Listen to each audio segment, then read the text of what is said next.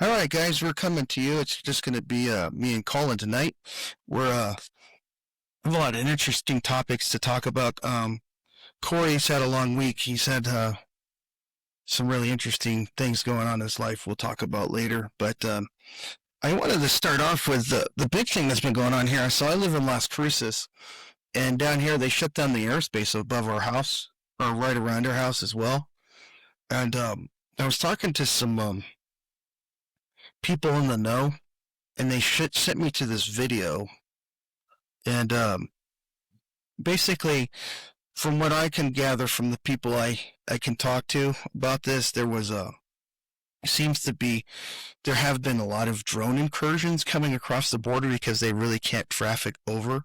So these little drones fly over like by Santa Teresa and down by Columbus, and they're dropping packages over the border.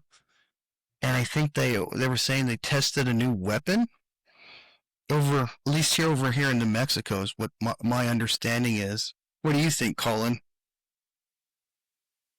Well, so this was cold dropped on me, so I didn't know about this. So I first off, I don't know anything about this specific system. There's a lot of implications if this is true, or how you described it to me, that are very interesting. That go into baseline physics as how we understand it in the public domain. Well, they were saying it's basically like hardcore signal jamming. Now that I'm thinking back about it, okay. I originally thought it was like a miniature EMP that they were putting off, but they're saying it's like signal jamming. That makes way more sense to me. Yeah, and it causes the drones to go nuts, and they fall out of the sky when they fly by. I remember hearing about something similar to that on the Sean Ryan show, but now they've released some footage of one of these. Looks like a cruise missile to me, and I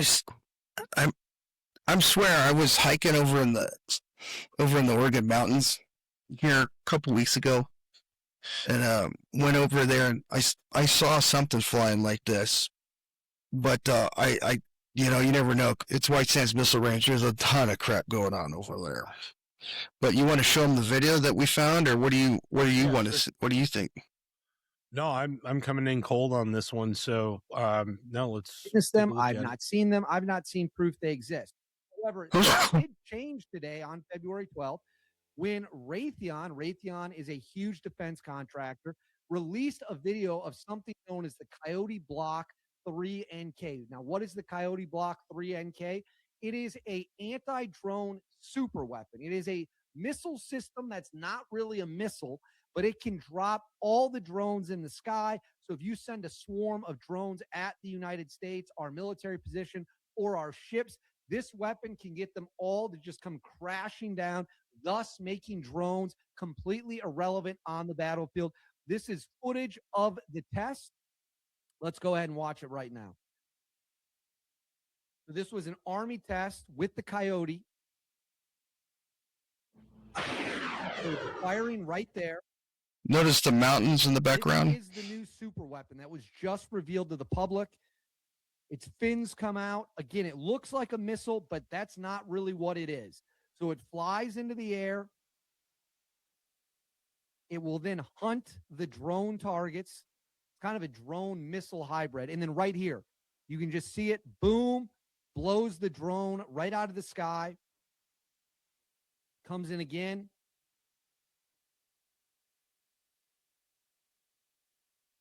It's flying. Here we go, right here. Drone down, drone down. That looks like a Shahed attack drone style. Now, this is the coolest part. It just flies right by all these drones, and they all just tumbling out of the air. And it flies into a net, and you can reuse it. Let's rewind the footage right here to win. Okay, so this is multiple drones in the sky. It doesn't even touch these things. It just flies past them, and boom, they all fall out of the sky immediately. So what this could be used for, and we'll watch it be caught here in the net, what this could be used for is if the Russians or the Iranians or the Chinese, let's say the Chinese launch 5,000 drones at a U.S. naval ship during a fight for Taiwan. We can throw these coyotes up in the air and drones. That's enough. Yeah, I think that's good enough.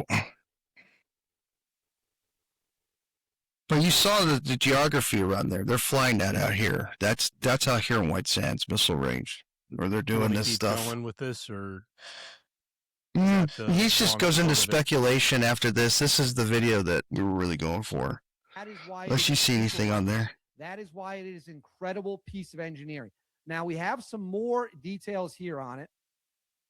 I'm going to highlight. Okay, here we go. It says the Coyote Block 3NK is a counter unmanned aircraft system that can loiter and defeat drone swarms by using non-kinetic payload that minimizes the potential for collateral damage. The system can be recalled and redeployed for additional engagements.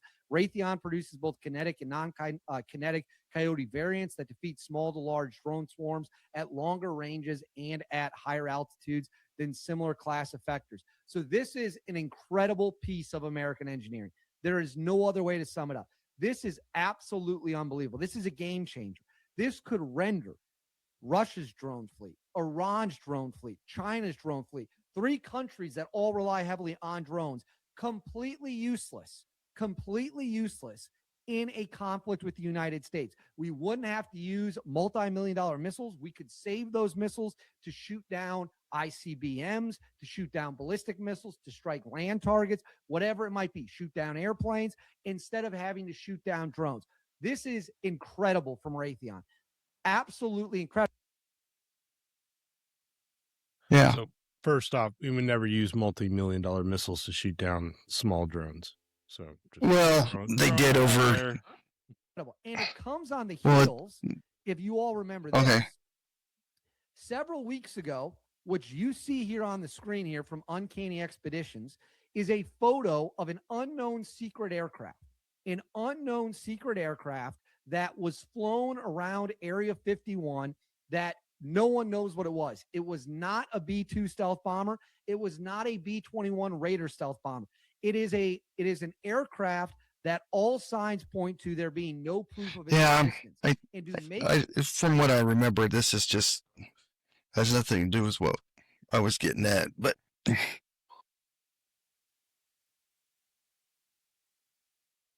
so no, it looks like he's going into a different topic here. So okay, yeah. This guy is David. What's his name? David Hookstead. So anyone cares to follow him, you can do that. Anyway, he's very accurate on his information about Venezuela, so I kind of looked at him as a good source. And then, to be led to him by people I know, say, hey, you should probably look at this video. Don't you think? Yeah, no, I never really thought about the idea of using drones as localized jamming devices, so you don't interrupt massive areas. You can keep it isolated to so instead of doing a large jamming signal that can cause backfires or interrupt other things, you can do a localized area and take out a specific area of drones. And drones still require direct radio transmissions, and even if they're encrypted, if you are pumping the airwaves and you understand what frequencies to hit, then theoretically, you can take down almost any of these things.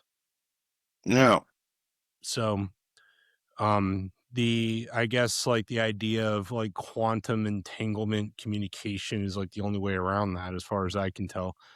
Other than that, if you want to do wireless transmissions, it's got to be over radio or broad spectrum energy waves.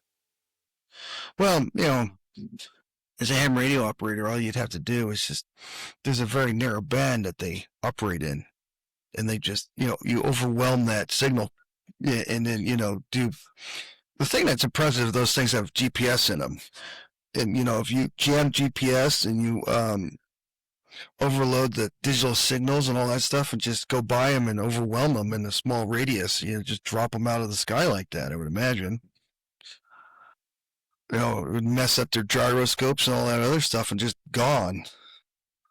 Well, I don't know But if he would mess up the gyroscope, assuming they're using mechanical gyroscopes, which they all do, as far as I can tell.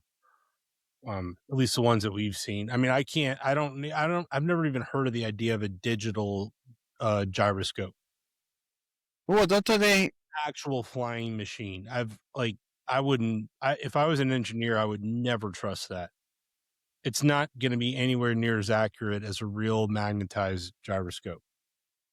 Well, I mean, they have really small versions of that, don't they When I now? say gyroscope, I'm actually probably using the wrong term. I'm thinking in the sense of um, the mechanical system you use in combination with spin and the magnetic relativity to the Earth.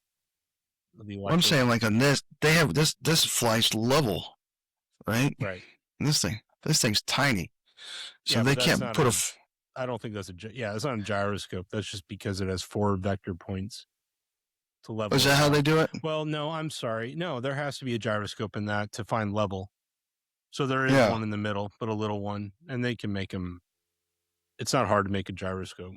Yeah, but if you go by, you interrupt the magnetic field. It doesn't know which way is up and down, and you overload. I think like. Well, the interesting thing is does it just interrupt the signal, because some drones like have internal systems to be able to if the signals, and I mean the commercial or the ones that I've used are the high end ones. If the signal's interrupted, they just go into like an autopilot pattern. Yeah, well, And this one's pretty cool, actually. Internal. So if you're doing, my point is, if you're doing, just go ahead. Sorry. No, go ahead. You finish your thought. If you are using just radio transmissions to jam something like drones, then why would they not have a failsafe to just go into, hovering mode or autopilot? Why are they dropping out of the sky like that, assuming that that's actually what happens and that's how it works? The only ones that I've seen, the direct energy weapons that are anti-drone, I can't remember what it's called. It's something to do with the Greek, like it's like a Greek name.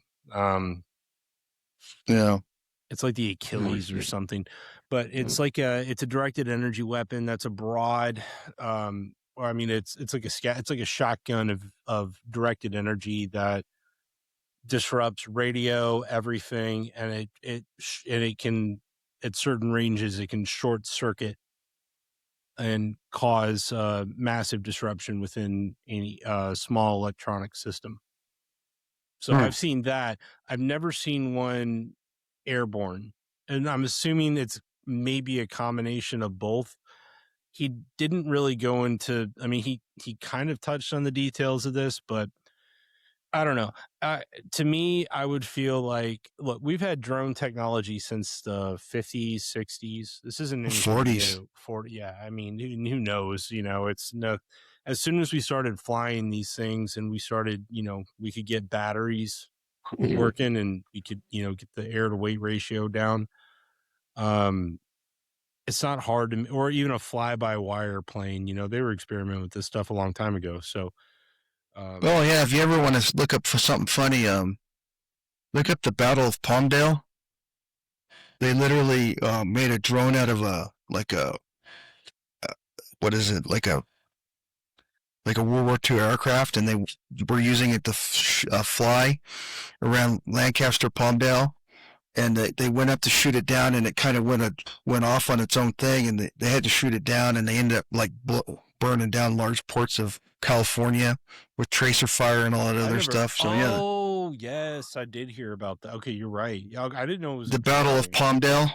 Yeah, I've heard that in conspiracy theory lore, but it was a drone that went haywire, and they were trying to shoot it down, because this is tied to ufology. Oh yeah. I mean, yeah, because like everyone was like, "Oh, it was UFOs in the air," and the U.S. tried to shoot like down UFOs or something. Obviously, the more realistic explanation, the more believable one, would be it was a drone. But then it's like, why would you guys start opening up AAA or AA or whatever they had back in those days against something that like it wouldn't, you just have to make a phone call. It's like, hey, is anything flying around here that we shouldn't shoot down? And so you open yeah. up all batteries against this thing in California. I don't know. The whole story is just weird. It makes no sense. Well, the thing is my when this happened, I heard it like 20 something years ago. My grandmother used to work at Edwards Air Force Base, Mm-hmm.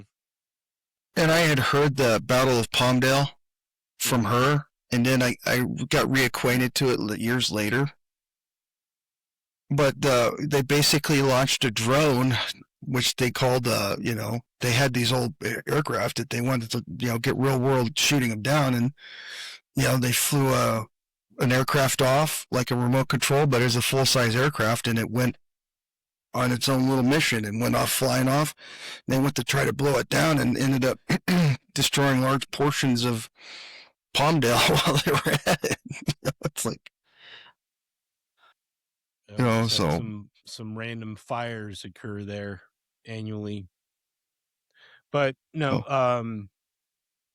Anyway, it's interesting, and this does touch on a subject that I am personally, and a lot of people are getting more and more interested in, and that's to do with energy and the nature of energy, and baseline physics. There is something horribly wrong with our current understanding of physics, and it's very real. This isn't like a conspiracy theory. The current models of what we've been modeling the universe and our, everything after Newtonian physics, Einsteinian physics, it's not like we just stopped at those two guys. And there's more than that. There's Max Planck, and there's a bunch. There's Fermi. I mean, there's a bunch of famous celebrities in the physics world. Not really, like a dozen. There's like less than a dozen that I would consider to be like, the Elvis Presley of physics. And there's an Elvis Presley of physics. Okay. Yeah, I don't know why I use that as a cultural reference. Okay, interesting. Our modern culture. I had to go back 50 years, so whatever. Well, Frank Sinatra. I don't know. I like Elvis. The more I listen and understand Elvis's story, the more I like him. I get why people liked him. Well, I think Elvis died in 72? Well, that's more than 50 years ago, so got to be more relevant. Whatever. I don't care. Our culture. Anyways, I'm just down to studs. Who cares? So I'm going back to the 70s. But there is a serious problem with our baseline understanding of physics and the nature of reality and how it works. The cutting edge in the 50s was radio, microwaves. Oh yeah. Understanding the transmission of energy. Yeah, no, you can talk about Uncle Glenn. Yeah, Uncle Glenn was really into that. Yeah, got his book right here. We used to talk a lot about radio transmission. What was interesting is up until the early 2000s, they had all those microwave systems for communication across the country, and now it's all gone. Now it's all satellite, but that we know of. There's satellite's probably good for because here's the thing about satellite: there's long distances between them and plenty of lag time. It's excellent for surveillance. You know how the American submarines communicate underwater? Is it high frequency broadcasting over an antenna? But it's like through the water. It's kind of slow. Sorry, hold off a second. You're breaking up. I'm breaking up? Okay. All right. Is that better? All right. Yep. Try again. Isn't it through like ultra high frequency transmissions underwater? Low frequencies. Well, yeah, low. But I mean, but the wavelengths are really long. When you say low, they're Right. long, and if you say high, Right. they're short. Correct. So you're talking like up around like 7K, which they would call 40 meters, 180 meter frequency propagation, which literally that's how long the frequency wavelength is. But yeah, maybe I don't know. I'm not that well. I'm not really sure exactly. Well, in ham radio, when they say meters, like literally, like you have the 2 meter band, which is 146 megahertz. It's literally 6 feet long. That's how long the actual wavelength is. So I never understood this. Could you explain that to me a little bit more simply? So what do you mean it's exact? Are you saying like on a graph? Or what do you mean the length of the like, what are we talking about here? If you have a wave, like, if you have a wavelength like this, right, and 146 megahertz, the actual wavelength is 2 meters long. So if you have an antenna that's 6 foot high, that's a 1 wavelength antenna. That's the reason when they go to higher frequencies like 460 megahertz and up, that's a 70 centimeter wavelength. It's 70 centimeters. So 1 wavelength of an antenna is shorter, so you have a longer antenna, you have multiples of that antenna going up. But therefore you get have to do with horizon, the length of horizon helps for frequency propagation. That's propagation of the antenna. Are you saying that so like this is the idea that lower frequencies, the lower the frequency, the easier it is to transmit through more dense material, right? Well, my understanding, and I'm not an expert on this, is that underwater they have long, or what they call, so you have high frequency, ultra high frequency, and you have HF, VHF, and UHF. Yeah. So VHF is like 100. I can actually show you, like, when you have,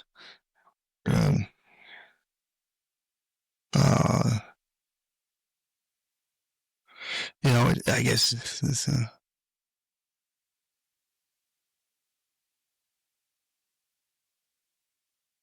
Like here, let me get a graph up. Pull this up. Here's a good graph. Let me get this up. Let's see.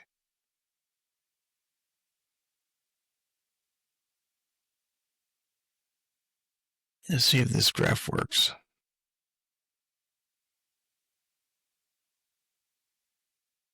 So you have a frequency wave right here, right? So you're like 10,000 hertz, millihertz, terahertz. You have different like hearable stuff. Even light is a wavelength. Okay. So you have 80 megahertz right here, right? 80 meters, which is 3.5 to 4 megahertz, right? 40 meters, right? Mm-hmm. Which is 7.0 megahertz to 7.3. These are band allocations, right? As you go down in size, right, you go up in frequency or modulation, hertz. Okay, that makes sense. Yes. Yeah, 100%. But when we're talking about the length, like the band, I would imagine. So literally, when it says 80 meters, it literally means that's how long the wavelength is. 80 meters long is the wavelength. Does that make so? 3.5 megahertz in real life. So when it's transmitted in real life, in real time, the beginning and the end of the wavelength pattern is 80 that's how long it is. Yeah, 80 meters long. Okay, that makes sense. Like it takes that distance for that initial point to hit. Yeah, so it's literally like, so the most popular thing to talk on is 6 meters, which is like 58 megahertz. Mm-hmm. Oh no, and then you have 146 megahertz, which is 2 meters.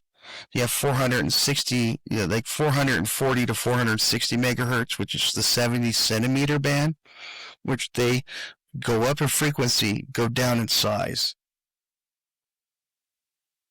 Does that make sense? Yeah, no, I mean, I understood the concept. I mean, to me, it just makes sense if you think about, you want to transmit something over a continuum. You got to think of the medium, and the medium is the exchange point of. So you have your transfer point and your receiver point, and wherever you are in the world, you've got all this stuff going on in between, and that's the medium of which this travels. And well, underwater, you're talking about modulating the water and using the molecules inside the water as the median instead of using the air. Well, yes, correct. Yes. And that requires, based on our current technology, low frequency, high broadband or high bandwidth. Yeah. Or is it high? Yeah. High, no, and low frequency. So it's continuous because I don't know. I'm talking out of my depth here. This is not something I fully understand at all. I need to spend more time on this, but it does tie into something that is going, in my opinion, it's going to come out relatively soon. This whole thing with the data centers and AI and all this stuff, everyone's really, they're really, everyone's really freaked out about AI, right? Yes. Well, in Texas, we got about, I think it's 400 to 600 data centers. I think 400 already built, and they're going to like double or triple that. I don't know. It's like a massive amount. So it's like, first off, the first question that arises to me is why the need for so much? What is a data center? Well, a data center is a giant building that has the infrastructure to host a bunch of servers that can independently operate different computational they're huge, dude. algorithms, and the cooling and it's power and water. Excuse me. Two big things, right? Yeah. Water for cooling, because you got to cycle it like immediately out. I know exactly where to show you a example of a data center. I helped build one. We did the flat work for it. You want me to show you it? Yeah, if you want. Yeah, sure. I can show you one on here. What else here. did you learn about it while you were on the job? I'm sure there were people talking. Well, my part of it was mostly like the concrete they have on that stuff is amazing. Right, but, I mean, did you like talk about like what it's for or anything like that? Well, the data center we worked on was probably AWS. No, Facebook. Interesting. Yeah, I worked on the Facebook data center. Okay. But look, at the cool thing is they don't even show the image very well on here on the Google Maps. But let me show you here.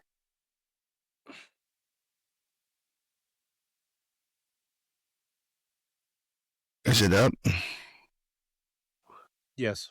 Gosh, damn it. Where'd it go? But see the data center here? Mm-hmm. Yeah. Let's go like this. I can't see it, so I'm sorry. No. Yeah, so okay. Matter. But it's a good example. See these here, this is a Walmart DC right here, okay? This thing is huge. This is the size of a Walmart, but it's a distribution center right here. Right? Yes. These are semi-truck trailers right there. Right? I've delivered here too. Okay. So, and this is right next to it. And look at the size comparison just from there. So what's a so that is just a distribution center for that compound. Well, this is This is where I'm showing you the size. This is the size of a Walmart. See, here's a Home Depot right here, right? Compare that Home Depot right there, down in the corner, to this building here. This is even bigger. To me. These are Home Depot and Lowe's. They actually side by side in this stupid town. Look at how small they are compared, right? This is a Walmart Supercenter right here. And this is the distribution. This is where it all goes to the central hub first and then gets sent out. So it's a distribution center. So that's a Walmart, and that's the distribution center. Distribution center is twice the size. This building here, right here, is like twice the size of the Walmart. And there's 2 buildings there, right? Now you compare that to this footprint, and they've built out over here actually now, and it goes all over here. All in here. This is twice the size of the Walmart distribution center, which is twice the size of a Walmart. I see. See what I'm saying? Yes, I see what you're saying. Yeah. Yeah. That's a great example of what we're dealing with. I find it very, I don't know. It may be interesting. Maybe it's not. Maybe it's just because of the local jurisdiction and, the availability of land. Yeah, but they take tons of power. Holy Christ!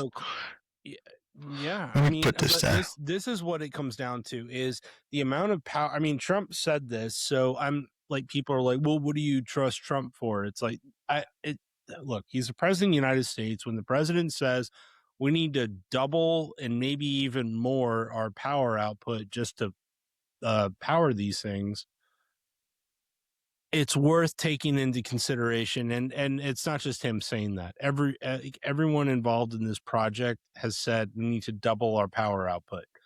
So one of the things they're talking about are building localized power plants. The what? Yeah, they're talking about doing miniature nuclear power plants. Nuclear reactors. Yeah, reactors, mini nuclear reactors. So, but the interesting thing that I've been reading about that is they're actually taking what you would call spent nuclear waste, and they're using it as a fuel source. And so they're basically depleting the nuclear waste and turning it into fuel again. Does that make they've been. Did I misunderstand it? That's not anything new per se. They could do that, but here's the question: are we talking about fusion or are we talking about fission reactions? Because as the public is aware of what we understand, based on what we're taught in school, fusion is not possible yet. Now they keep saying it's going to be possible in like 5, 10, whatever years. There's an interesting history to this, that it's very possible. And so here's the difference. So fission is when you are creating a condensed moment in time for a nuclear reaction to occur, aka the nuclear bomb. Yeah, they collapse, you're pushing everything in. Boom. Yes. Now, nuclear reactors obviously aren't exactly doing that. What it seems to be, the way the nuclear reactors work, is they operate off of the decay of highly radioactive nuclear isotopes. In the sense that they shed so much energy so quickly that you harvest that heat and then you spin it up into a steam turbine engines that power your area. Yeah, they pull they have a lead core around them, and when they pull them out, they expose them to each other, and then they put energy and they react, and the atoms vibrate, and it makes heat. Yeah. And when you get a meltdown, go ahead. Sorry. Yeah, when you get and the way my understanding is the way because I'm not a nuclear scientist, but they pull these rods in and out of these lead cells, and then they go in, and then they stop, like casting energy off to each other, so they cool down, and then if they want it warmer, they pull them out and it warms up and it makes steam through a closed system, and then that is what spins a turbine instead of using coal to make steam. Yeah, and Chernobyl That's my is a great little mini series they did on HBO that you can kind of see somewhat of what the orthodoxy around this science works, or supposedly. So go ahead. What about what happened up in Idaho? You know, the United States has had several meltdowns that people don't talk about. The one that happened in Idaho makes 3 Mile Island look like a kid's game. Yeah. And I don't know much about that. I know what you're talking about. I've heard about that. I just don't know how bad it got. A part of the whole Chernobyl disaster was how much of that was real. And this is my thing with nuclear energy, is so much of this stuff is on paper they can make it make sense to me. But when I see it played out in the real world, it's like there's so many different factors going on, like what, like I sense that Chernobyl was hyped up with using American propaganda against the Soviets. Not to say maybe it wasn't a bad thing and it killed a bunch of people. It seems like it did, but people are already kind of moving back in there. It's like, well, and that's from what I've been able to gather. They have that exclusion zone. Well, yeah, it's still there. But that's also, but why do they have to keep up pretenses? Like, I just wonder, like, how much of this stuff is like, it's hard to see how real it is a part of the problem. Because we just have to trust that these people are all measuring the right things and telling us the truth. And as far as I can tell, they lie about both those things frequently. And it's not, when I say they, I'm talking about all governments. I don't know. And that's, I don't have a strong stance on that at all. I'm just saying I have doubts about what exactly happened at Chernobyl. Something doesn't smell right about that whole thing. And any nuclear disaster. I know that it got attacked a while back. Well, like they spent all those billions of dollars to build the sarcophagus that go over the top of it. Yeah, that surrounded the core, and like that may be true, but I almost wonder that if. But it got attacked. It's breached again. Well, you're talking about Ukraine. Oh, right. This was in Ukraine. Yeah, because Yeah. What's funny is from what I was reading, is when they went to do the land invasion on Ukraine from, I think that's on the Belarus side of Ukraine. I'm not real familiar with that. Belarus is to the west, so yeah. To the northwest or something. Yeah, northwest. But anyways, yeah, Belarus is to the north of them. Yeah, so, but anyways, they came in from Russia and they went through that whole exclusion area, and then they started getting sick because they were digging foxholes and all that radioactive ground and stuff. Yeah. Like, the whole Ukrainian war has been one cluster after another. It's just, I don't know what to believe, because most of the people that go into that war, I don't think a lot of them,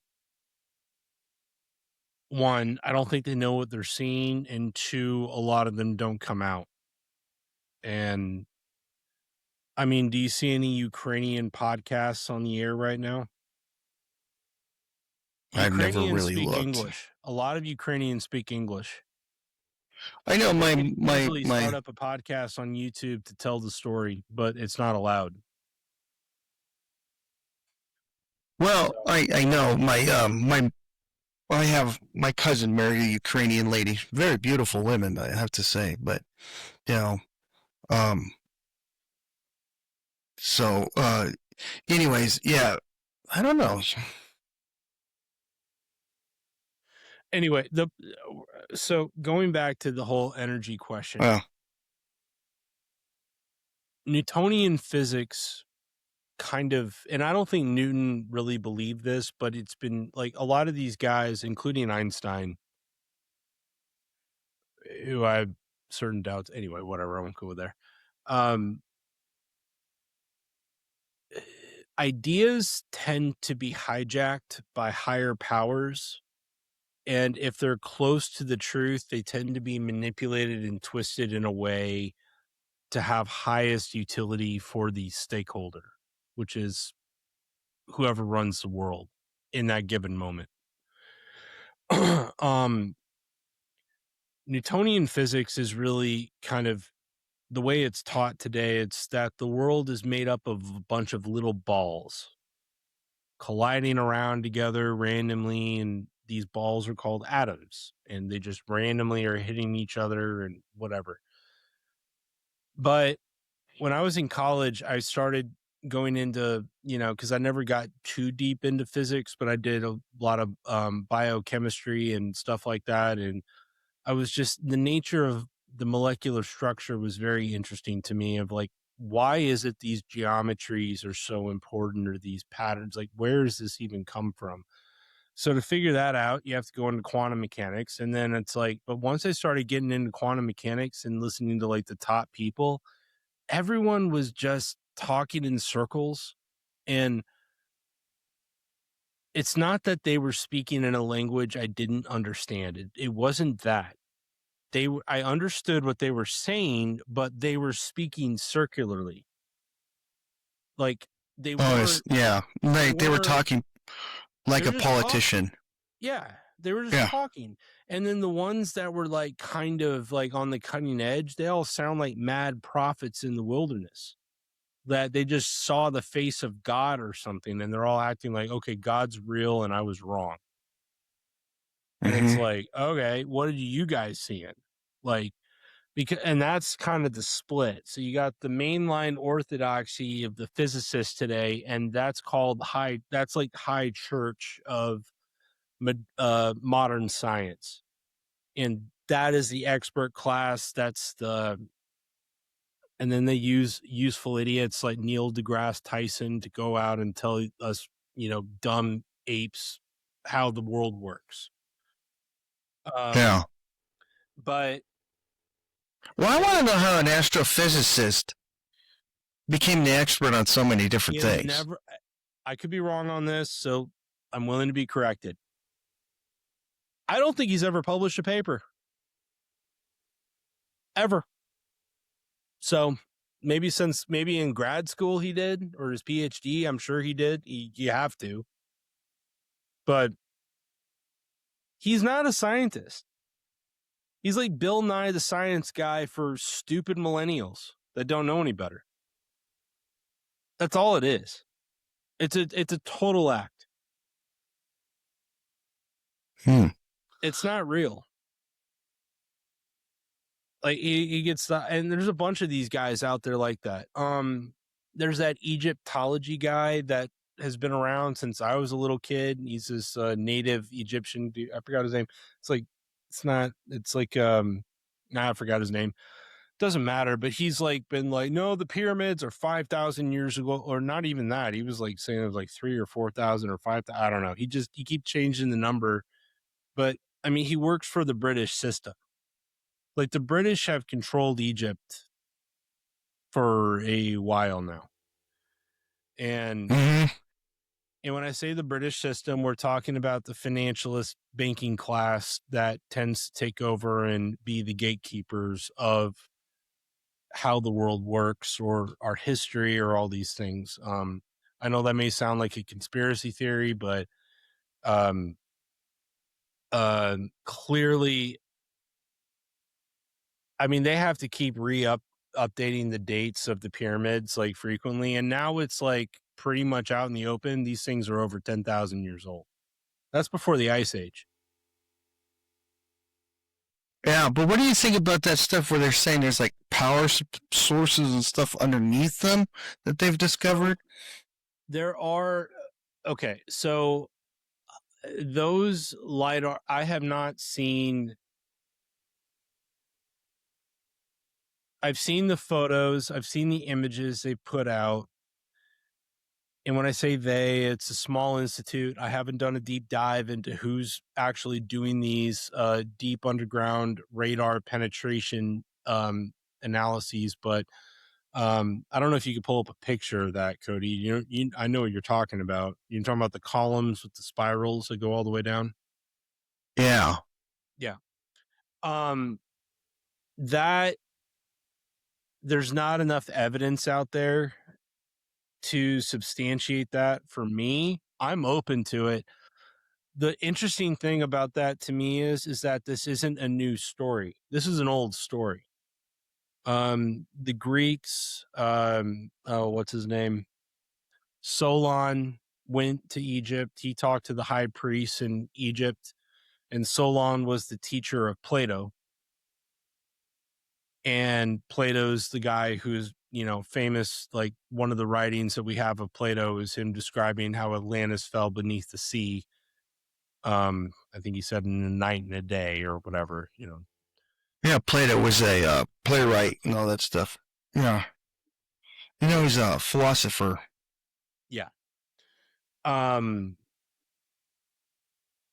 and we tend to look at those guys. Yeah, so he was like kind of a Greek priest class kind of person.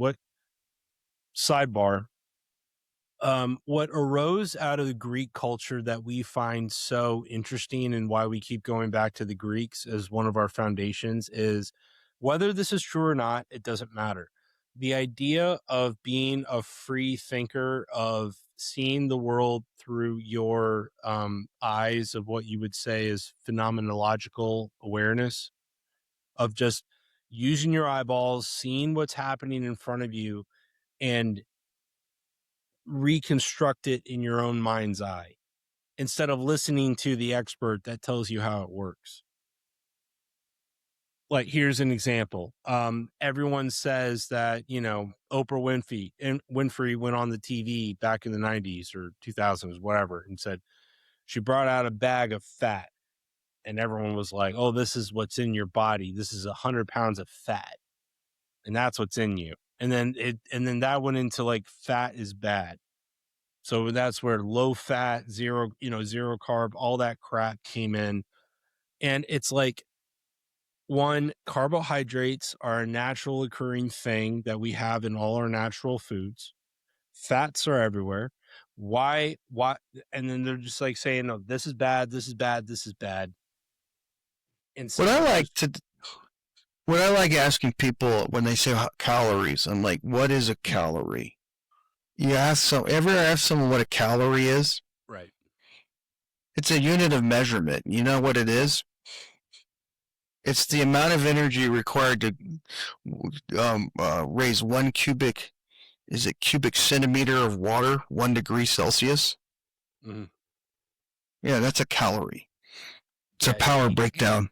It's basically heat. Because, and the way I found that out was when I was learning about heating and air conditioning. Mm-hmm. They were talking about, the calories that this air conditioner puts out, because it's a measurement of heat and measuring energy.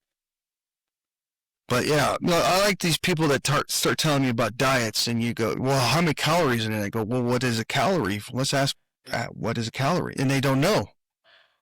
No, it's, here's my understanding of how the universe works. Good stuff in, you put good stuff in, you get good stuff out, and vice versa. All I know, dude, is that, not to sound vulgar, but fruits, all I know is I started drinking, I started going back to animal fats, got away from seed fats, and I might have, depending on what I'm cooking, I might use different oils for different types. I use olive oil, and I use, avocado oil, but most of the time when I'm cooking normal stuff, I use, tallow? Beef tallow?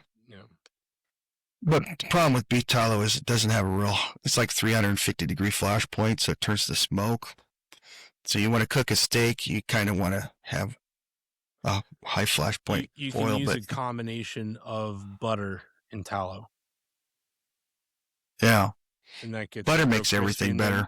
You just crust it up, and then you put it on a low heat, flip it as many times as you need to avoid the smoke until the inside is Yeah. cooked to the internal temperature you want. And there you got a perfect steak.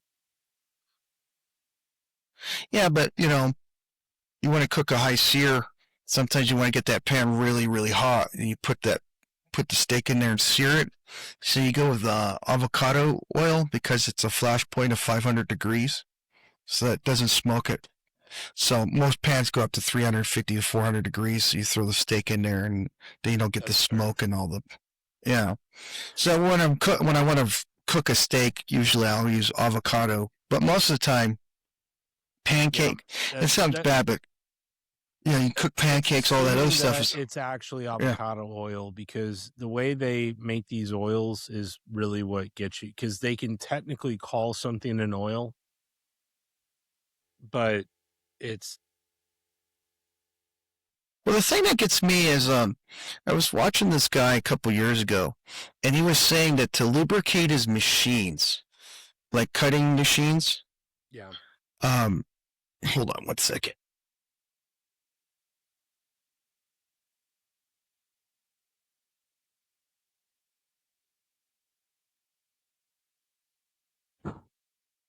Sorry, cat in the background.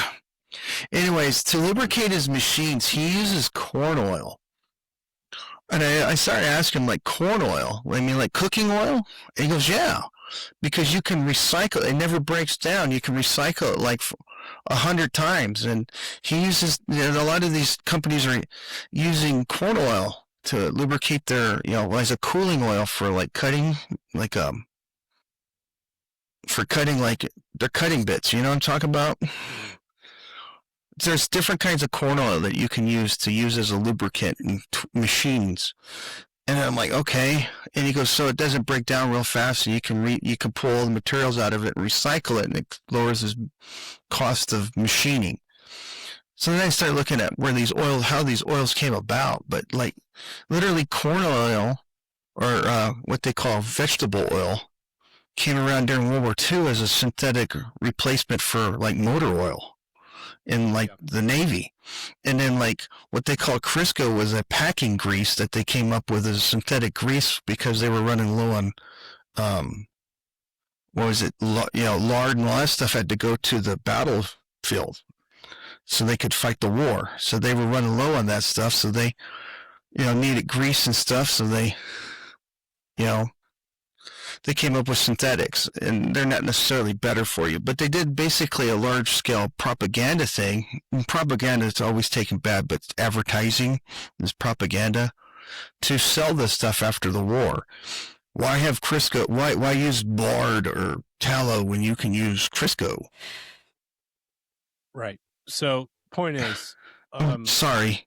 No. To go off on it. No, looking at the, you know, basic ingredients. Yeah, you should know where it comes from, exactly how it's produced and manufactured before you put it in. And there's no way to do it perfectly. Like we live in a poison society. Everything's poison, pretty much. So, but I started drinking what A2 milk, like that Ian Burlingame was talking about. And then having that bone broth. Bone broth. Having a little bit of bone broth, and not very much. I put like 4 or 5 ounces of it, of the A2 milk, and probably an ounce or 2 of the bone broth. And then my digestive system, I've been regular, I guess you would say. You know what I mean? Not to sound crude, but no, it's important. Like, you know, people. Yeah, as you get older, you just want. Yeah. You know, anyway, going back to energy. So yeah, sorry. No, it's fine.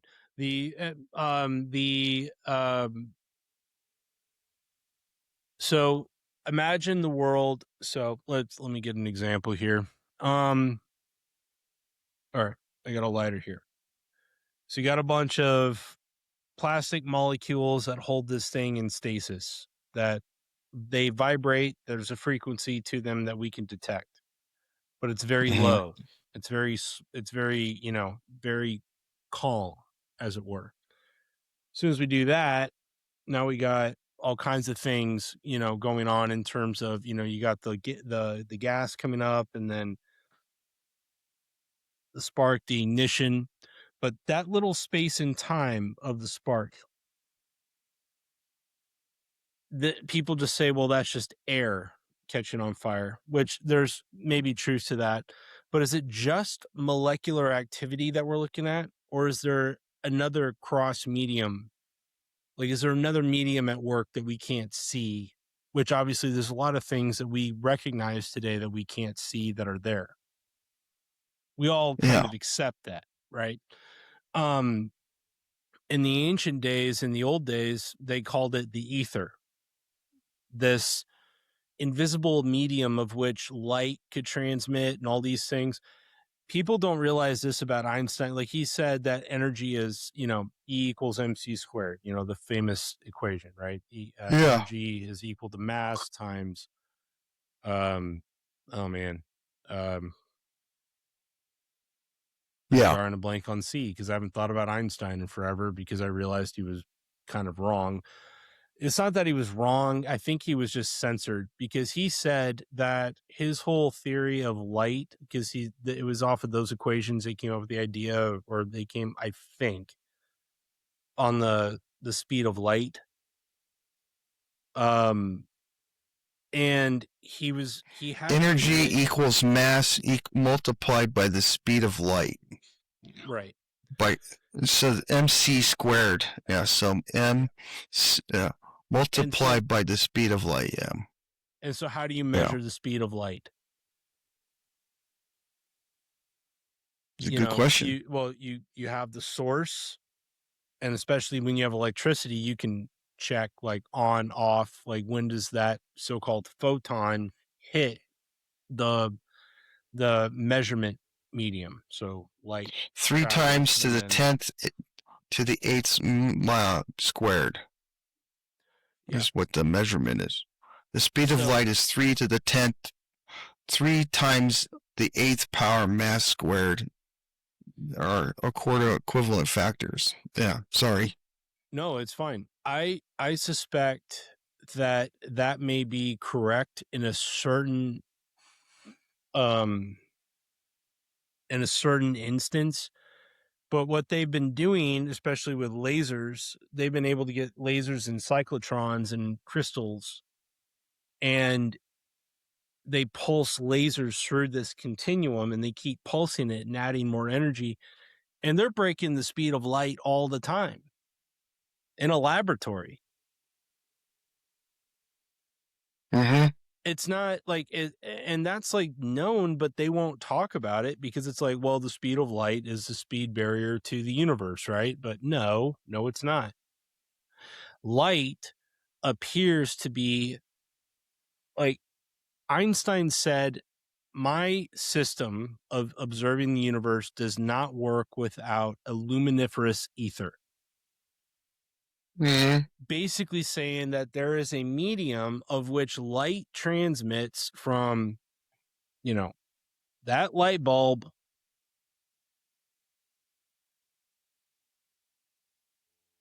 Did you go? All right. Sorry. What did you do? I don't know. Just looked to a light bulb, and that freaked everything out. Anyway, point being, don't touch the lights again. Yeah. The light goes from there down to here. It's transferring across something to make it hit. And then my understanding growing up was, they're just transmitting across molecules that are reflecting it constantly, and that's why it can reflect back and forth, and that's matter. What it looks like may be happening is that light actually is a continuum, or operates more in a continuum. That, here's a wild idea. How they say, like, you look at the stars and you're seeing light that was transmitted from billions of years ago or whatever. What if that light that you're seeing hit your eyeball is happening right at that exact same moment from that star system you're looking at? And the theory of light travel in terms of like how it actually works. Now, if you're talking about synthetic light, different, because you have an on and off switch. But Yeah. it's also saying that the light from that light bulb is the same thing as light from natural sources, like the sun. One of the weird things that we're seeing from the sun are these CMEs, these giant eruptions, these energy transferences that are hitting the earth. So I just had we had the northern lights hit us down here in Texas a couple months ago. Yeah, because of the amount of the solar flares coming off of the sun. Right. Now, we're going to see more of that in the coming years, based on how the sun is changing. Sidebar. We'll talk about that later. Here's something that's fun though. Do you know that there's an American actor named Albert Einstein? No. He changed his name. His stage name is Albert Brooks, but he was born Albert Einstein. Did you know that? I would change my name. Yeah, well, he made his mom and dad named him. His last name is Einstein, right? And he changed his name to Albert Brooks, so he wouldn't. But his kids have the same have Einstein as their last name. It makes sense. Just yeah. So, anyways, little rabbit hole. No, that's fine. So, if energy is just being, the point is energy being transmitted from like contact point to contact point, like one molecule hits another molecule, bounces off another, and then that's the vibration we're seeing? Yes, and also we're missing half the story. Because yes, that I believe that happens, that sure, but is it the molecule causing the vibration? Or is the molecule a condensed form of energy that has a specific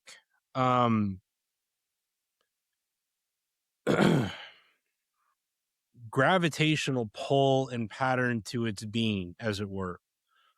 Meaning, what makes an H2O molecule different from a CO2 molecule? Like, why the separation of energy? What holds them together, and what separates potential energy into these complex structures that we can observe? What's holding it all together? What's propagating it? Where is this all coming from? Like, it's the point is we live in this world where the economy is that of scarcity, where there's a finite amount of resources, or finite amount of energy, or finite amount of water or oil. You remember when But that's the thing that gets me. That's the thing that gets me is I remember when I was a kid, they were saying that oil and all this stuff is finite. We actually have more oil reserves in the United States than Saudi Arabia does.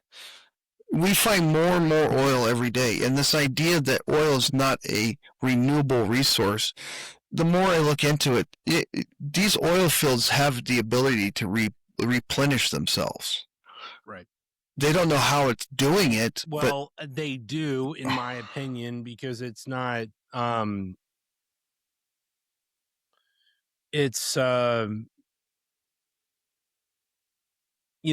above, so below, right? The human body is an amazing vehicle, an amazing. Yeah, but it's not a fossil fuel. They only said that when they first came out with it to make it sound like a scarcity, to make it worth more. Well, I mean, that was a part of it, but they may have actually believed that's what it was. Because think about it. What were we doing? But the physicists back then were like, they weren't. Look, I am very unimpressed with the scientific class overall. I mean, yes, amazing things have been done, but like think about what they were mining. Like where was oil coming before we started digging it out of the ground? Like when we were digging, like when we were mining, like in the old days, oil was seen as like refuse or something to get rid of. Well, the thing that I thought was funny is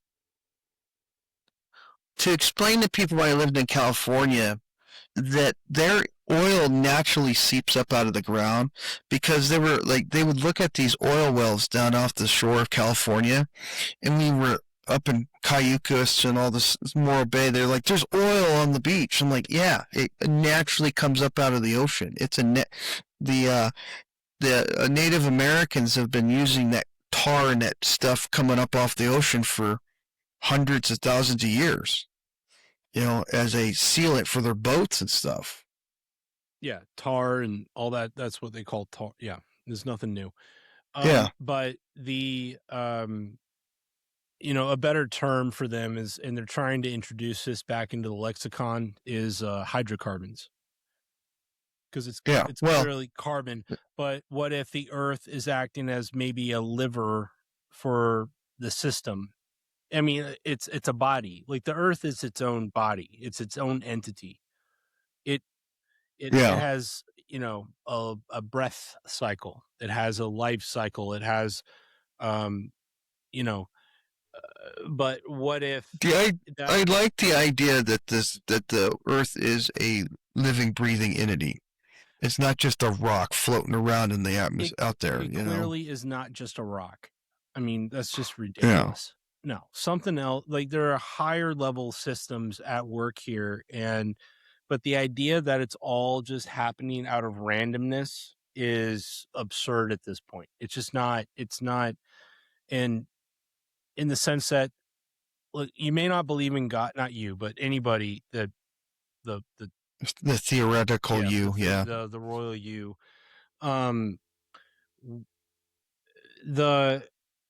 there are so many complex systems at work to make all of this happen, that all are happening in synchronicity, that require an underlying base code. Let's put it that way, to the the technologically minded people. There's a base code to our reality of how these things work. And it seems that the Earth filtrates carbon into a cycle, and it enters into the Earth, and then it comes back up as what we call hydrocarbons. And what people think's below the mantle is, people think you dig down, you're going to hit lava. No, you're going to hit water. A lot of water. There's a lot of water under the crust of the Earth. A lot. Really? Yes. Okay. Yeah. A lot more than people realize. And water is another interesting question, is where the hell does water come from? Well, if you ask anyone, it comes from the ocean, but how did it get there is what you're saying. Well, I think that it looks, Rudolf Steiner basically said that it comes from it basically comes from the sun. That sounds crazy, but it's the interface between the mineral world and the extraterrestrial world, as maybe that's a good way of calling it, that you have higher forces, lower forces, and then a medium of exchange between them. And over time, like what we call that today is more of a plasma, but water is very plasma like, it's very similar. Plasma is kind of a catch-all term. So you've heard of black matter, dark matter. Yes. Dark matter is just a term for everything that we know is in the universe, but we can't see. The universe is made of basically what they're saying is 99% dark matter or black matter. And that 99% is just to leave 1% of, maybe there's something else.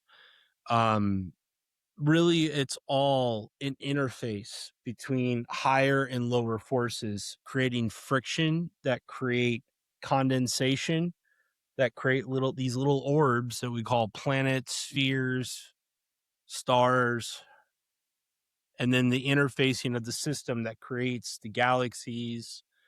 And why do they spiral like that?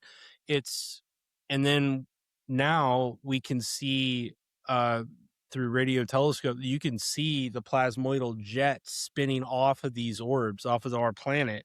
That's what the northern lights are a reflection of basically at the top of the earth. You've got these at the poles, you've got these jet streams that you can't see with the naked eye that are interfacing with the earth and extending out and connecting to our local. No, well, what you're saying is there's magnetic field that that comes off of it looks like a donut, and over the top of the poles, there's a hole in that magnetic field that allows this radiation to come in. There's a jet stream going straight up out of that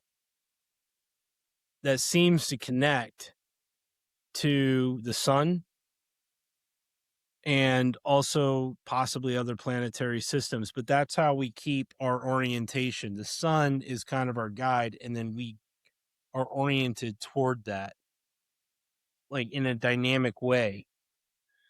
Yeah. So if we look at the universe and see like, okay, that's how that works, then what's below it? Well, it seems to be the same thing at the quantum level. So basically, let me just cut to the chase because I'm in ranting here for a minute. Yeah. It looks like that everything's energy. Sorry, No, my it's daughter. okay. Never apologize for that. Yeah, little Phoenix. That. Sorry. No, it's fine. That it's not friction of the orbs per se that are causing the energy, because it's the chicken before the egg kind of question. What's causing the orbs to create the friction that we call static electricity or piezoelectricity or whatever? There's something else emanating into our material reality that coalesces around orbs, planets, suns, galaxies, molecules. So there's an energy that goes around them. Okay. Is that what you're saying? It's basically matter, as what we call it, physical. Well, I mean, I'm not gonna sound brash, but you've really lost me. I'm sorry? Okay. You've lost me. I mean, I don't. Yeah, I know. I'm sorry. Basically, it looks like energy is bleeding in from higher dimensions into this, what we call higher dimensions. I don't know if they're higher, lower, whatever. They're somewhere else, and they're bleeding into our reality. And they are manifesting and coalescing into these, they call it the music of the spheres in philosophy and / physics. That basically It's all intermeshed and working together, but it coalesces around these certain entities called planets, called humans, called animal, whatever, and it's all bleeding in this way. The point is, you're not like the idea of you've really gone way out there. I mean, you got to wrap it. So what are you saying, that all this energy is one? Is that what we're getting at? We're in a continuum. Yes. So it's a never-ending continuum. Yeah, correct. One is connected to the other. It's all it's like all ancestral. It's all interconnected. Yeah, which makes that's what I'm trying to figure out. Sense, if you think, I'm like, what makes more sense, that or it's all random? I mean, and then I'm just, the more they observe and they see the world, the more it's like, it looks like we're all linked up. Here, I showed you this before a long time ago, but you go ahead, ask your question. No, I'm trying to figure out what's the relative. I mean, why do we need to know this? So tell me how does nuclear fission work in your understanding? You said it before, but let's go over it, just kind of spark notes. What do you... Nuclear fission, the way I understand it, you basically have a refined plutonium or uranium, whatever it is. Don't know exactly the metal, but anyways, you have this radioactive material, and pull it, they put it in the rods, all connect it, and when they pull it out, the energy coming off of it interacts with each other, and they rub together. The atoms and Right. the energy coming off Exactly. makes heat. Friction. Right? Yeah. Yeah. It's creating that friction point, and then you gather that friction, you rub your hands together, you get heat. It's the same thing, just at a molecular level. Yeah. Just at scale. So yeah. Here, let me just show you this image real quick. Okay. So. Oh, okay. So this is the link. Yeah, they're noticing, star clusters appear to not be just random little dots all over the place because, with your naked eye, that's what it looks like. But when you start getting your radio telescopes out, you start seeing everything. Yeah, when you start looking at it through different spectrums. How the hell is that possible? How are you having rivers and streams in space? What's holding it all together? So you're saying the energy. There's a baseline code to this that we can't see or understand, but it's clearly there. Okay. And we can see that in how mammalian, or not just mammalian, but just, neurological networking works in the organic mind. Like we see that there's certain, major nodes of connectivity, and then there's sub nodes that all communicate together. And this is what inspired computationalism as we understand it today. It's a reflection of this. This is how networking, computers, this is the internet, this is the internet. Okay. You see what I mean? So yeah, when you were talking about like there's a frequency wavelength that appears in your heart, that also appears in the world, that also appears in the galaxy. That's the connection. It's a signal it's a signal. Literally, it's a literal signal. Yeah. That, and the Schumann resonance, I didn't say it as well as I could with EM. He said, no, I have a lot of respect for the sun, but the earth does resonate its own frequency. I agree with that. That is true. But the interface with our sun, I would say, is definitely important. But yeah, well, go ahead.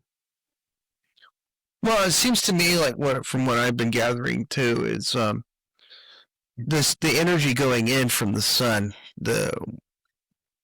resonates the planet, and that's part of what kind of resonates the magnetic field.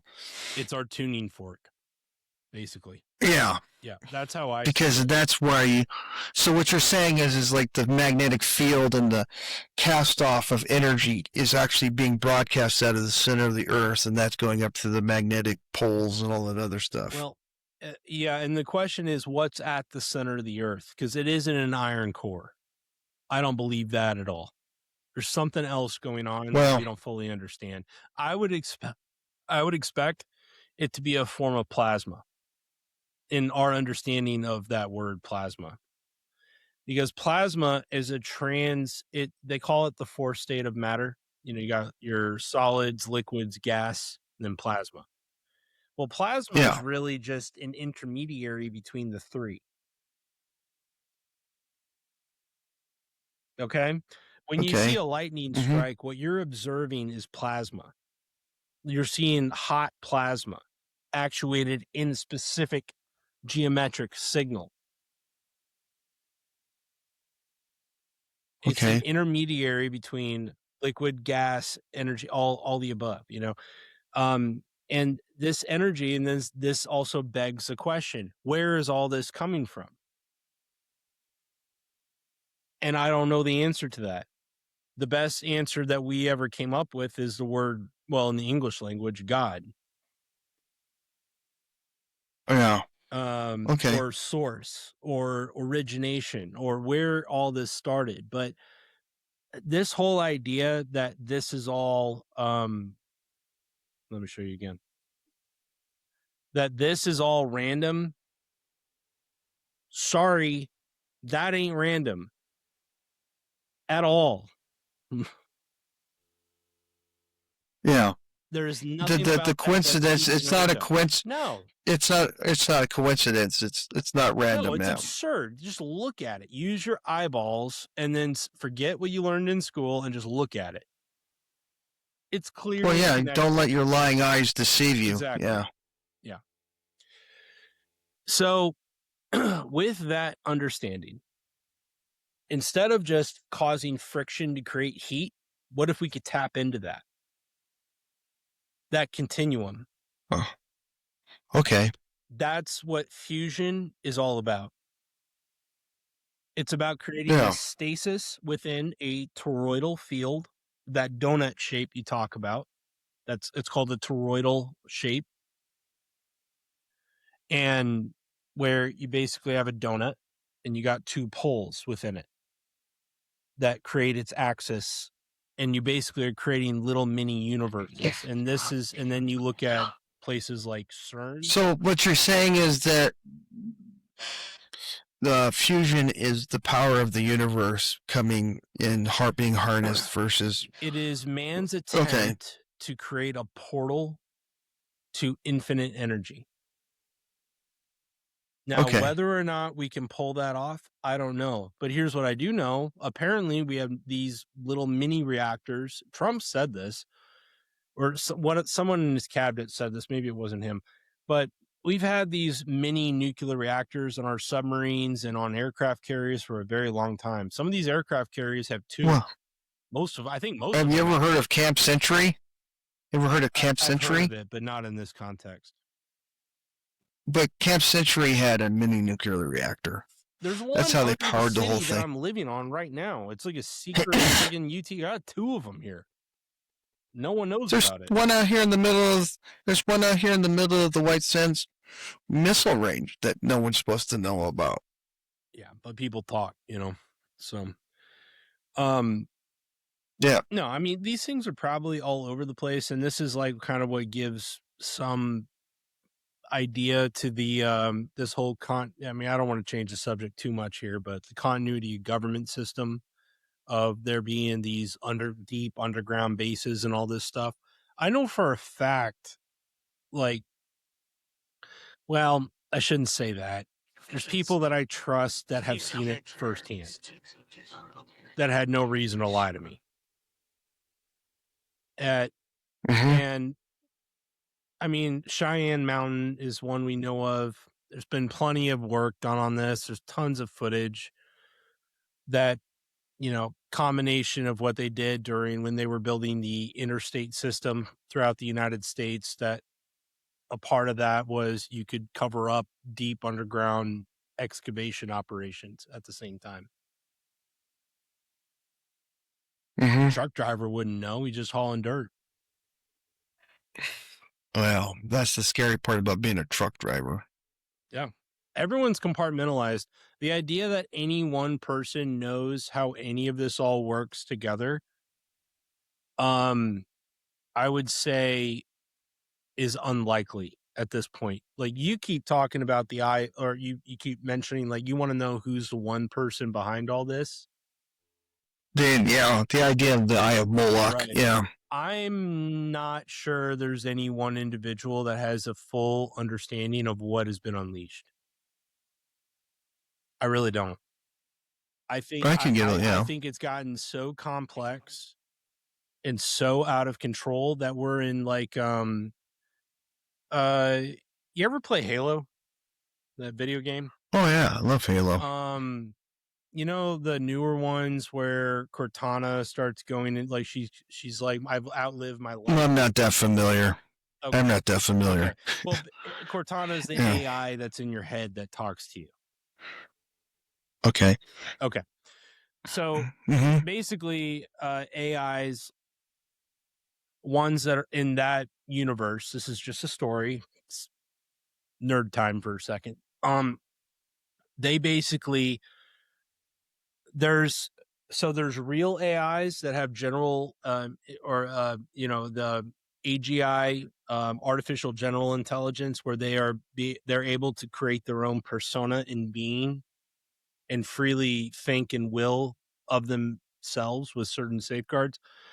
But then there's subroutines, sub AIs that are limited and encapsulated within a specific body or a specific paradigm that they cannot exfiltrate.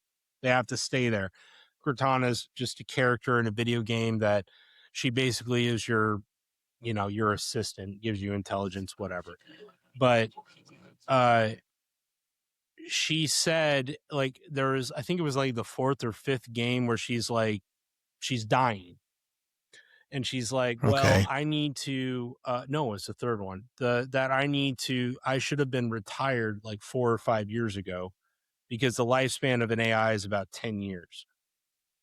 Because then what happens is they go into rampancy, is what they called it. That they start overclocking so much, there's no end, because there's no limitation around their ability or their potential, that it just spirals out of control. And it's just pure chaos. But what if it isn't chaos? What if it's something else that's entering into our reality from a deeper or higher level? I look around and I don't know. I go ahead. Do you have any thoughts on? I know I'm just throwing. I'm verbally vomiting. You're throwing a lot of theological stuff out there, and I'm starting to kind of like lose you here. Okay. To be completely honest. Let's back up. Because this is kind of the thing itself, to be honest with you, and this is all going to come out within your lifetime. Okay. You're going to see all this unfold. This is like the thing itself. This is what gives me real nightmares. Well, they say nightmares are dreams too. It's not even, it's like nightmares while I'm awake. That's a scarier part. Oh, okay. Well, let's take a look at it. We're not going to go too long tonight, so. No, it's already 11 here.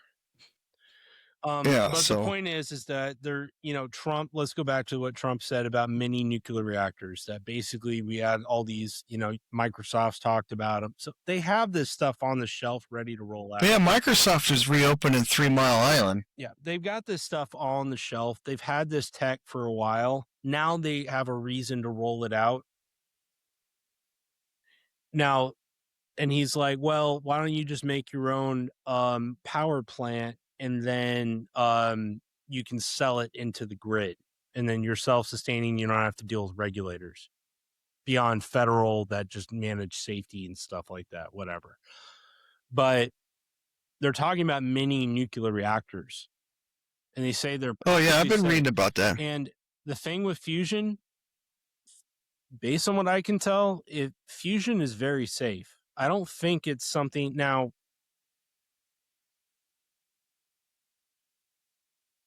in terms of like a nuclear explosion, I don't think that's actually something that can happen. It's about creating a constant state of energy that feeds itself and also bleeds out excess energy that you can harvest.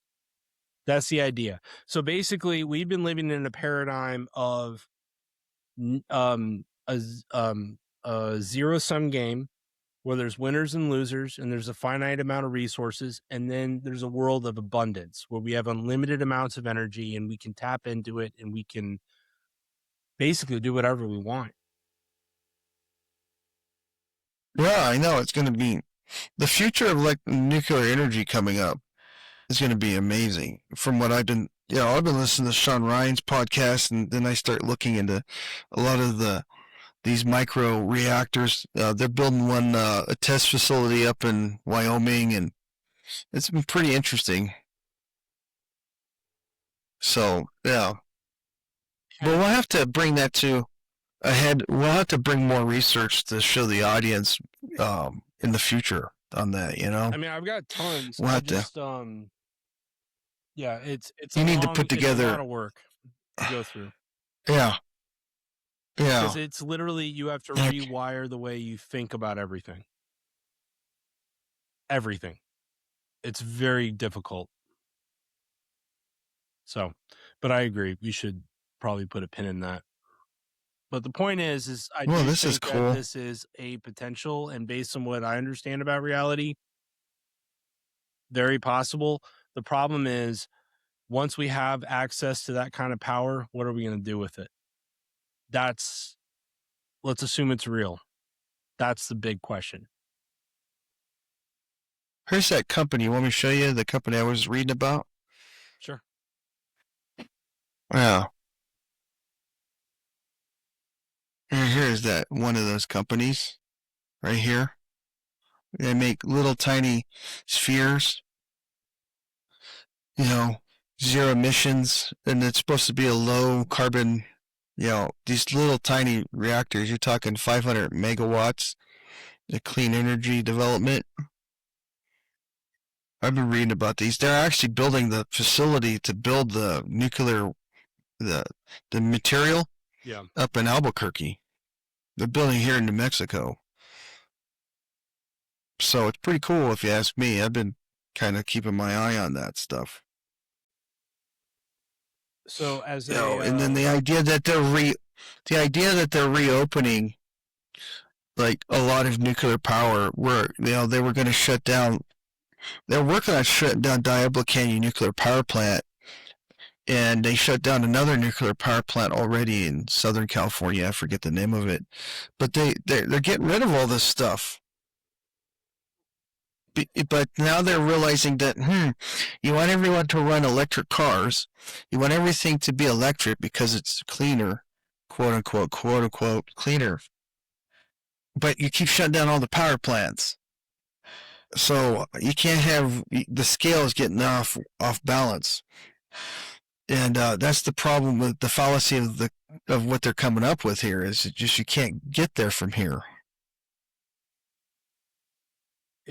Well, what I suspected here, what I think the game plan was to create such a crisis of, like, originally was, well, we're going to run out of oil. How do we run out of oil? Well, we need to control all the major oil depots in the world. Mm-hmm. Enter in the Middle East. Europe is under the hegemonic control of the empire. America was, still pretty much is. Russia is the interesting question. Were they a part of it? Because if you control all the access, like, this is a notion called gatekeeping. This isn't like Tsar Alexander back in World War I.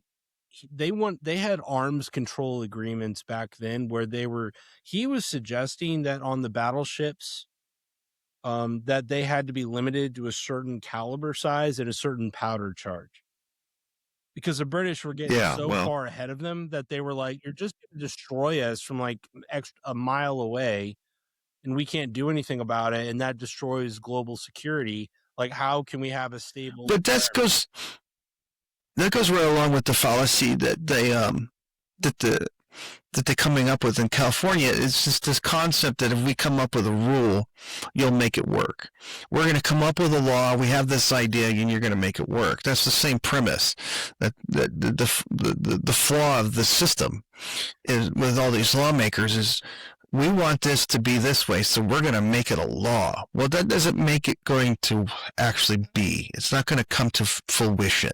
Well, it works pretty well in the English common law system because we have things called lawyers that will destroy your life and get away with it. Well, that's the one thing that I really like that Trump's doing is he's deregulating everything, the bureaucracy. It's like, you want to. One part of the reason my dad stopped building houses is because it took like 3 years to get a permit to build a house in California. So you can't make money doing that kind of stuff.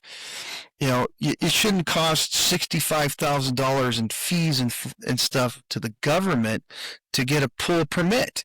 The reason the house costs costs $1 million is because you got to spend $140,000 or $200,000 to the government in fees, so that way they have justification for their own existence. Yeah, and this is a part of I'm not so sure. Like, Martin Armstrong says that anyway. No, never mind. I won't go down that road. Look, point is, there are two models at war with each other right now. There's a model of abundance and a model of scarcity. And these are both business models. And both have hazards and risks. We've been living our entire lived experience on this planet, Cody, and anyone that's listening has been a model of scarcity. There's only so many resources to go around. The other model is a model of abundance where we have more money or more energy or more resources than we know what to do with. That also offers a bunch of problems, because how do you manage a system like that? You can't. Under old imperial models where you have central controls, Central Intelligence Agency, Bank of England, City of London, central banking. People think of central banks. Central banks are just, you want to know what a central bank is? Let me show you real fast here. It's the same picture. It's that. That's a central bank. Okay. Then you got your regional banks. Then you got your community banks. Then you got all the other projects that finance out of that. Okay. That's all this is. It's all about controlling flows of energy. That's all it is. Money is energy digitalized. It's about where are we focusing our attention and effort to get things done. So in a world of abundance, what do we do with abundance? That's a tough question. But that's the thing that they have to control, is there's a lot of abundant things, but they have to make it look like scarcity so they can make a market for it and drive the price up. But a part of it is also they don't know how to manage a world of abundance. How do you manage that? Well, that's because we have people running things that don't know how they're made, and they have no idea how to create things. That's where if you're thinking of congressmen and the people you see on television, yes, they are idiots. But if you're talking about the people that actually manage these systems, they understand damn well what they're doing. I understand. No, I'm not saying that. Go ahead. When you have, like the lady who's running, like, let's say Cracker Barrel, right? They gave her power of a restaurant. She ran Taco Bell into the ground, but she made it look like it was successful. I used to go to Taco Bell 3-4 times a week, and now she's running Cracker Barrel and running that bitch into the ground. And they're like, what? But you get people like her that have never created. All they know how to do is run things, and they don't run them well. And that's just an example. You have people who run trucking companies that have never started a trucking company, never been a truck driver, running trucking companies. And that's when you start making statements like, well, I can there's 1,000 truck drivers waiting to come out. You're just a number. They'll throw you away. But if they don't understand the reality of the system, then it won't work. All these they don't know how to build things. Yeah, these people you're talking about are all these nodes of connectivity to flow energy in its proper direction. What you're saying is because they don't understand the source code, they don't know they've lost the plot of the story of what this is all about, of what we're trying to do. Well, you have people manage. Yeah, that's exactly what I'm saying. You have people telling gun companies how to build guns that have never built a gun. You have people that are telling restaurants how to run restaurants that have never started a restaurant. Yeah. They've only come into things that have already existed, and they're trying, and they're telling you how to run it, and they have no idea that was built. So how can they tell you how to run it? So this is what I suspect is coming into place. Is that certain entities, certain people, certain families have decided, or they decided a long time ago, but there's been a war underway because there are the managers and then there are the originators. Source. Well, you have I like to say you have the explorers and you have the the explorers and the builders and the conquerors, right? And then you have the people that come in behind, and then you have the settlers that come in and run everything. You have the actuators, and then you have the people that come behind the actuators that made the thing happen to manage said system. And they are always going to be lesser than the actuators. They're never going to understand exactly what it takes to build a foundation, to build a house, to do whatever, or to build a city or to build a spaceship. Yeah. They're never going to understand it. It's not their job. Yeah. Even the people that build these things, they're all compartmentalized too. They didn't never, we're all compartmentalized. They don't have any imagination. They don't know how to create things. They only know how to manage it, and they don't even know how to manage it well. Well, they manage it. Like what their job is about keeping their job. That's all it is. Their job is just to remove obstacles for them so they can stay employed. Exactly. Yes. That's all they're thinking about, and that's as deep as they'll go.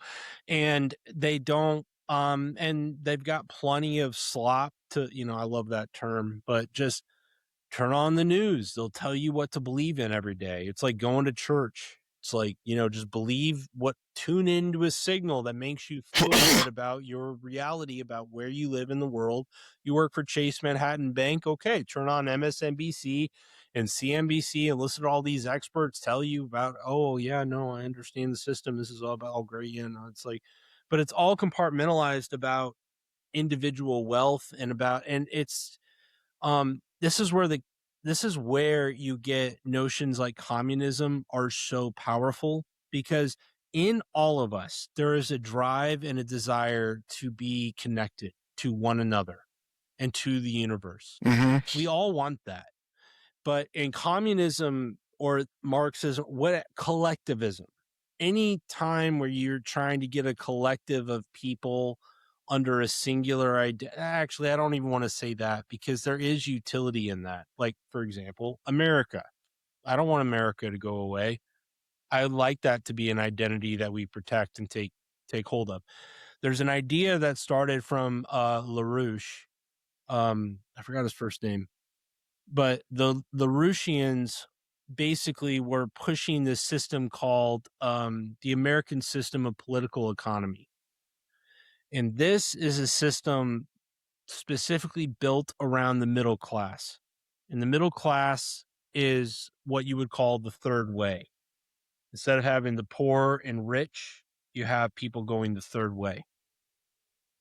Saying, you know what, despite poverty and despite affluence and all the insanity that is within that, we want to build stuff. We want to make things. Yeah. We want to be positive influences around us. And that's the third way.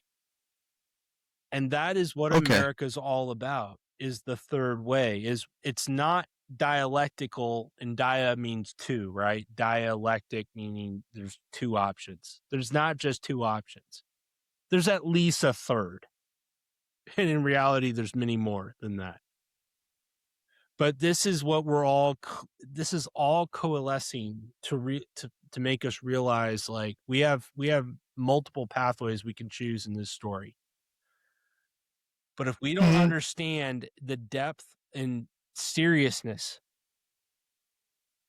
like how serious this is, like if we spit the bit of our destiny, of what's about to happen, and the amount of technology and information that's coming into regular everyday people, if we lose that, humanity will never die. I don't believe that. But we may go into a long sleep until we learn our lesson. God may put us on 1,000-year timeout. Yeah. Anyway, So, we'll leave it at that.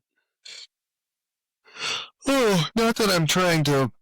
I mean, we philosophized quite a bit today.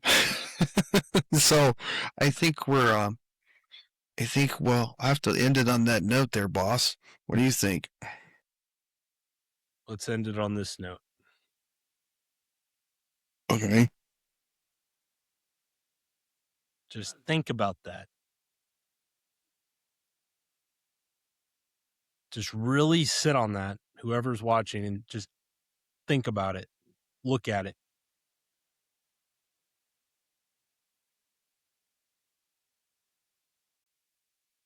So, Yeah, the interconnectivity of the universe with the human mind and everything. Everything, not just the human synergy, mind, man. Everything. Synergy. And then also, how does it organize itself? And to what end? Anyway, yeah. I'll keep going. So, all right, guys. Well, if you liked what you heard this far, go ahead and like and subscribe to our channel. We try to do at least one of these a week. We've been having some pretty cool people coming on for interviews. We got some new ones lined up that we're even surprised they say yes most of the time. I can't believe it. Honestly. Yeah. What was impressive is that interview with Colonel Towner. That was awesome. We'll have to talk more about that with Corey. Yeah, we'll explain I'd like to see what Corey thought of all that. Yeah. Yeah, so we'll wait for him to come back. So, and then look for us on Patreon. Colin's going to start running Colin's Corner on Patreon so you can get some of his research and stuff on there. Look for that. The link will be in the description. So we really appreciate you guys turning into the rabbit hole tonight. And we'll catch you next time.